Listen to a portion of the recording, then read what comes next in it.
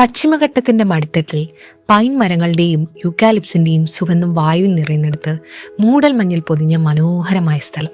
അതെ, എന്റെ യാത്ര കൊടൈക്കനാലിലേക്കാണ്. പറയാനുള്ള കഥകളുമായി എന്നെ കാത്തു നിൽക്കുന്ന എല്ലാ കാഴ്ചകളുമുള്ള പ്രിൻസസ് ഓഫ് ഹിൽസ് എന്നറിയപ്പെടുന്ന കൊടൈക്കനാൽ.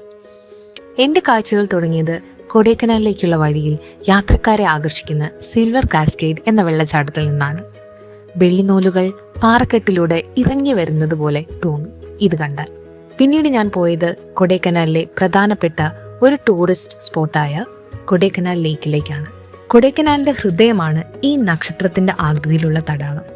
ശക്തമായ തണുപ്പാണെങ്കിലും ഈ തടാകത്തിന്റെ കരയിലൂടെ നടക്കുമ്പോൾ വല്ലാത്തൊരു സുഖമാണ്. റോഡ് സൈഡിൽ ധാരാളം കച്ചവടക്കാരുമുണ്ട്. പിന്നീട് എന്നെ ഒത്തിരി അതിശയപ്പെടുത്തിയ ഒന്നാണ് അപ്പർ ലേക്ക് വ്യൂ.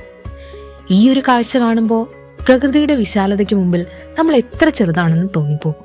ആദ്യ കാഴ്ചക്കാരി എന്ന നിലയിൽ എന്നെ ഒത്തിരി അതിശയപ്പെടുത്തിയ കാര്യങ്ങൾ കൊടൈക്കനാലിലുണ്ട്. അതൊക്കെ പ്രധാന വീഡിയോ ആയ പാർട്ട് 2 നിങ്ങളുമായി പങ്കുവയ്ക്കാം കേട്ടോ.